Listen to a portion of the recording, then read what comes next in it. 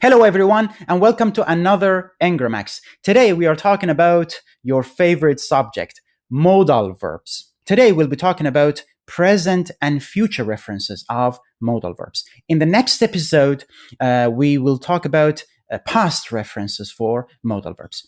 Today, the modal verbs we'll talk about is must, should, could, can, may, might, shall, will, would, need, dare, and had better. Let's begin. Modals. First, let's learn some ground rules for modal verbs. Something that is always true about modal verbs. We call them the general rules. They are always auxiliary verbs. You say, for example, I can swim. She wouldn't do that. There is always a main verb following the auxiliary verb. So the modal verbs. So your modal verb cannot be used as a single standing verb in a sentence. It needs another verb. It works as an auxiliary verb or a helping verb. They have one form only. Look, when you say, for example, we say go. The third person singular is goes. The past form is went. The past participle form is gone. But when it comes to modal verbs, there is only one form. Look, they say could is the past form of can. That is not true. Can and could are two separate modal verbs. We use them for a variety of purposes. We'll talk about it. So they only have one form. Would has only one form. Will, must, you name it, all the modal verbs. The third general rule is they are always followed by base form. Look, we never say that, for example, I will to come, or she would to go, or she would going. No, always, what comes after modal verb is the base form of the main verb.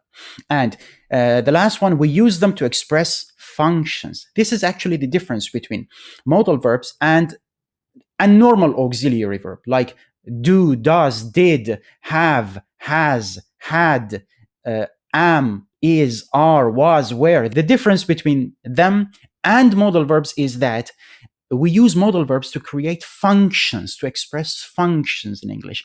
What is the meaning of a function? Like permission, suggestion, asking for permission, prohibition, command, whatever. We call them functions in speech. Let's start with our first modal verb, which is must, function of obligation. We say all passengers must fasten the seatbelt. You see, fasten is your main verb, which is coming in the base form. And in here, you are just talking about an obligation. Another use of must is the function of deduction. What is the deduction? Deduction comes from the verb to deduce.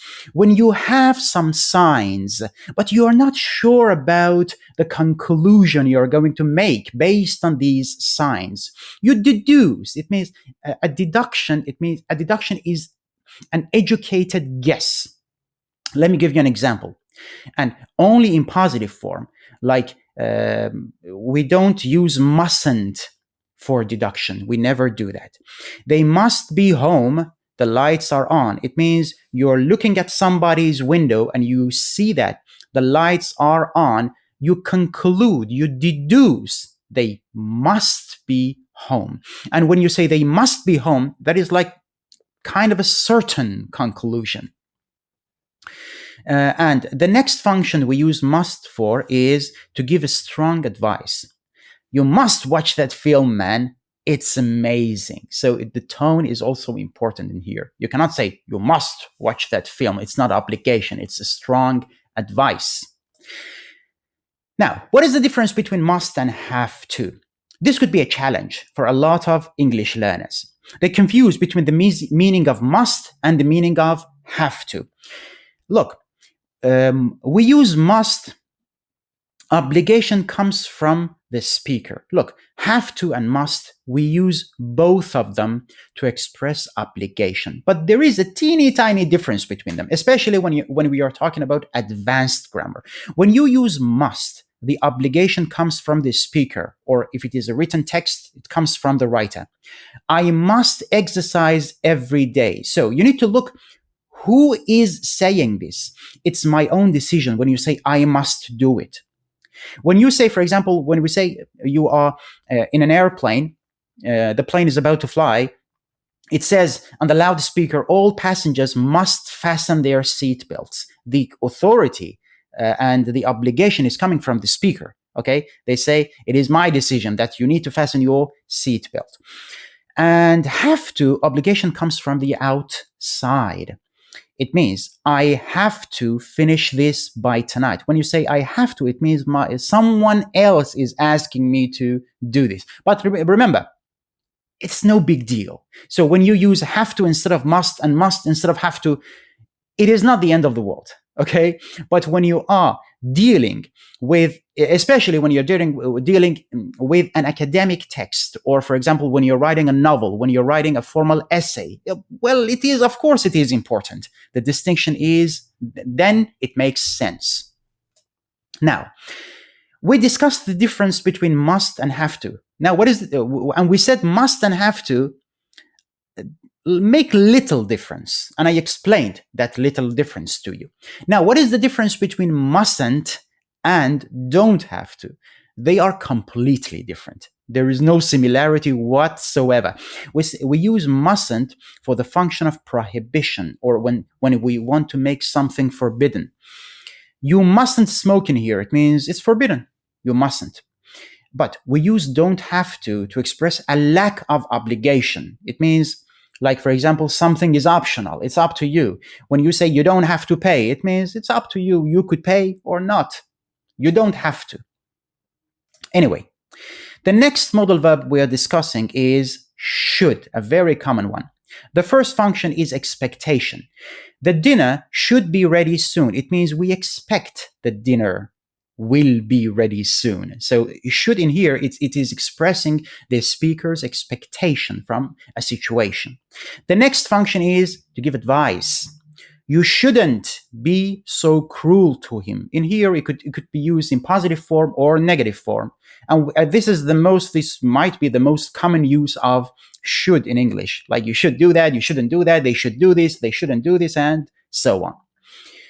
The next one is express surprise of an odd coincidence. This is like a very esoteric or a very specific use of should. This you only study in advanced grammar. What does that mean?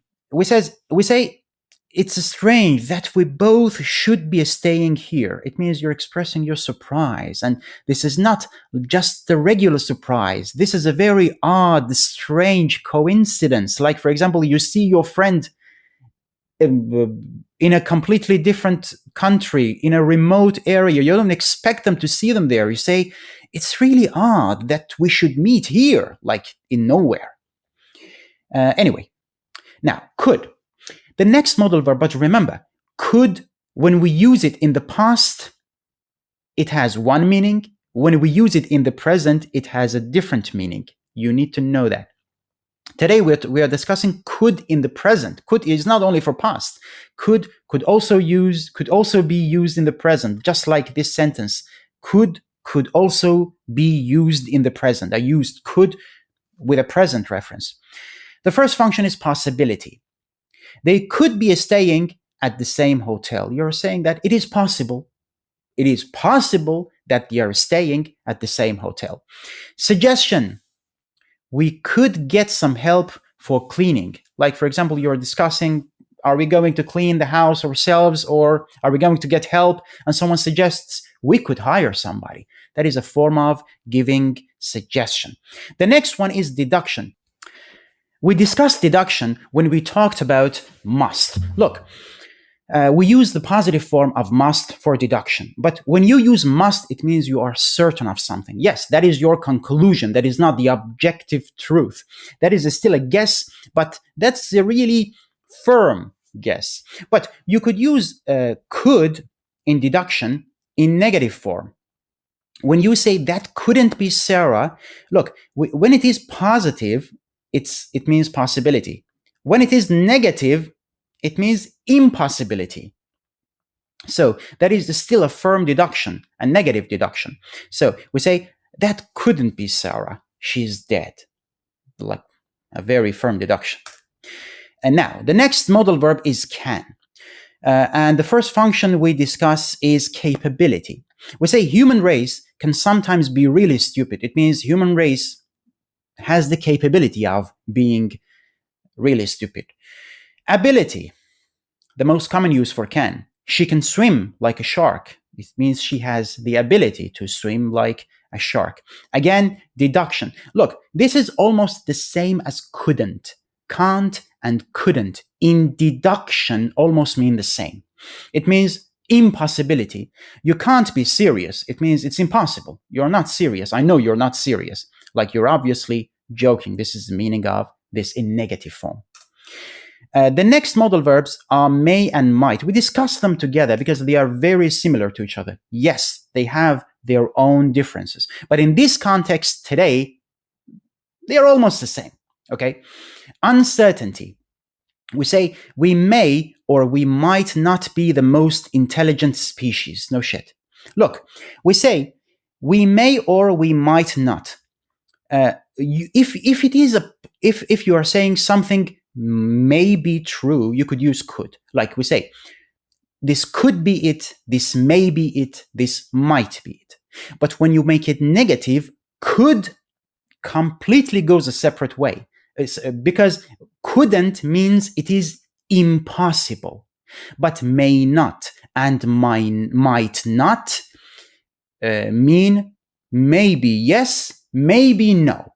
That is the difference. So when we say we may not be the most intelligent species or might not, it means maybe yes, maybe no. Another function is request. Like, may I ask you to lift your foot from my toe? Or might I ask you to lift your foot from my toe? You're asking a favor. And permission.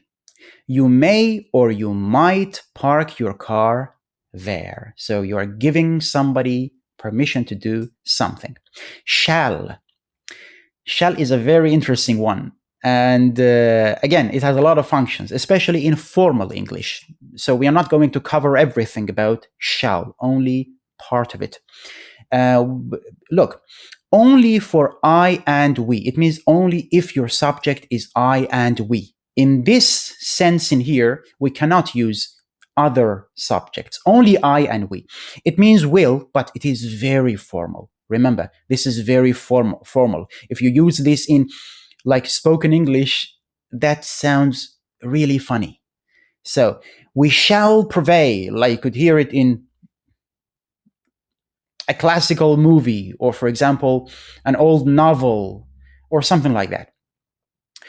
Another function is obligation. This is for legal documents. When you impose an obligation on a third party in an agreement or a contract or whatnot, the employer shall fairly remunerate employees. It means this is an obligation and the onus of the employer.